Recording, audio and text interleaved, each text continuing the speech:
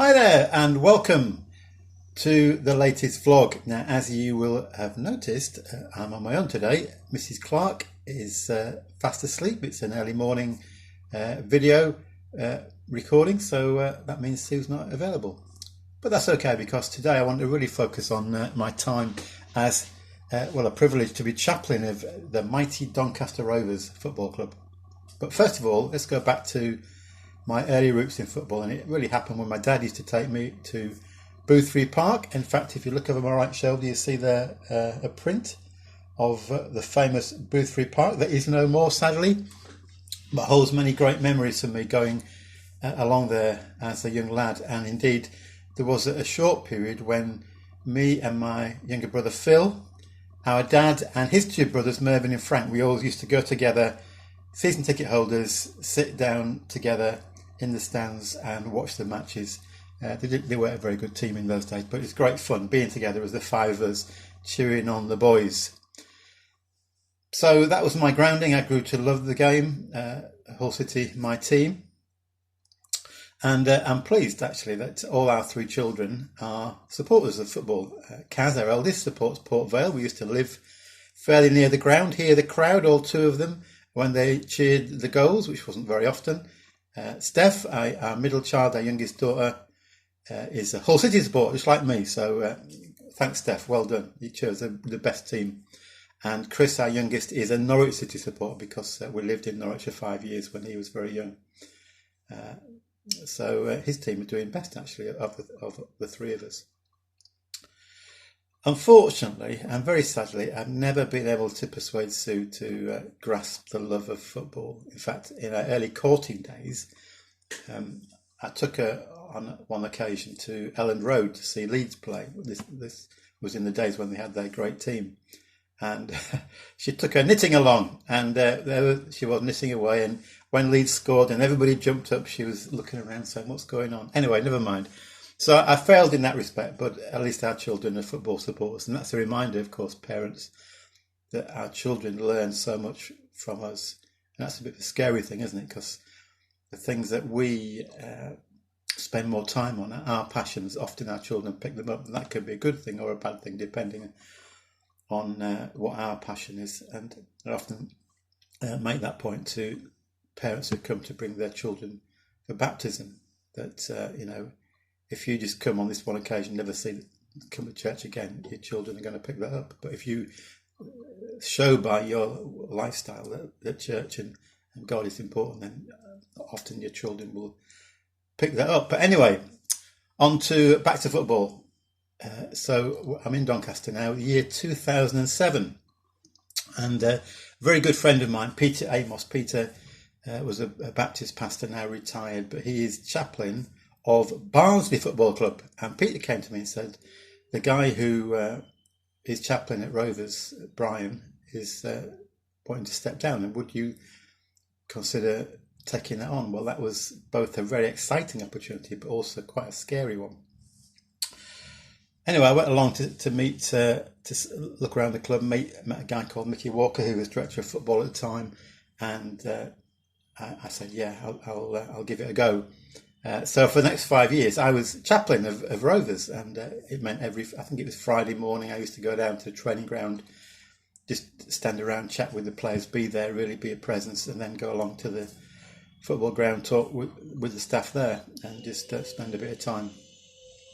So it was a pretty good, exciting period to and actually have the opportunity to get behind the scenes of a football club and see what really goes on. And actually, Rovers did pretty well in those 5 years. I'm not sure that it had anything to do with me being chaplain, but it was great for me to be involved in that. And that period encapsulated or included my personal greatest sporting weekend. 2008, on the 24th of May, Saturday, 2008, my hometown team, Hull City, were in the championship playoff final against Bristol City, and I was able to go. I think Phil was there, and some of my kids were there. I think Phil's son Michael was there, and we saw Hull City win with a amazing volleyed goal by Dean Windass.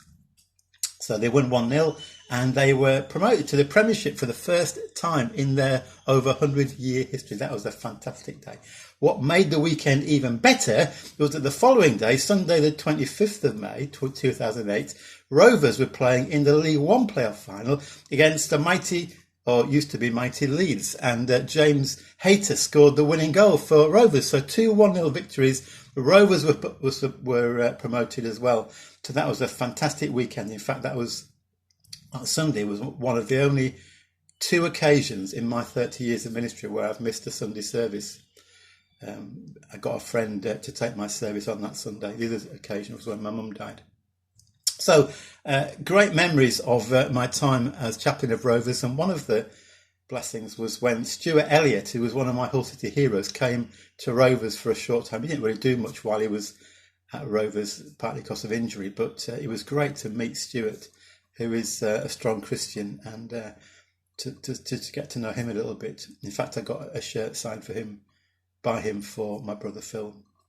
One of the things about what I discovered about the life of a footballer is that it's constantly changing. You get to know a player and then he's off somewhere else, and it's quite a precarious living as a footballer. I got to know some well-known, probably the most well-known, if you're a football supporter, you would know, is Billy Sharp, who's now playing in the Premiership with Sheffield United. But there was some really good guys, and it was I found an immense privilege actually to spend time and see what's going on in the football world. So that's just a brief account of my time at Rovers, and just to say finally that when I left after 5 years, I was given this silver salver as kind of a bit of a memento. It says, presented to Reverend Stephen J. Clark, that's me, Doncaster Rovers Football Club, Chaplain 2007-2012, with grateful appreciation from all the players and staff, and underneath, to serve in Christ's name, and the Rovers crest. So that was a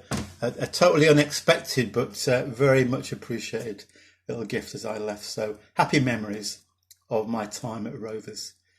And that's all I want to say about that. But thank you to if anybody from Rovers still collecting. In fact, there's one player, despite all the comings and goings, James Coppinger, who was there when I started back in 2007, and he's still there. In fact, his wife Lucy used to be a nurse with our daughter Steph. So apart from that, all the other players there and weren't there when I was there. But I know some of the supporters and staff are there. So great years. Tomorrow, Sue and I will wind down our final bit on our years in Doncaster before we then go on to talk about our Leicester years, which of course we're still living through. So thanks ever so much for listening. Sorry this has gone on a bit long, but God bless you. Up the Rovers and up the Tigers. Come on, you all.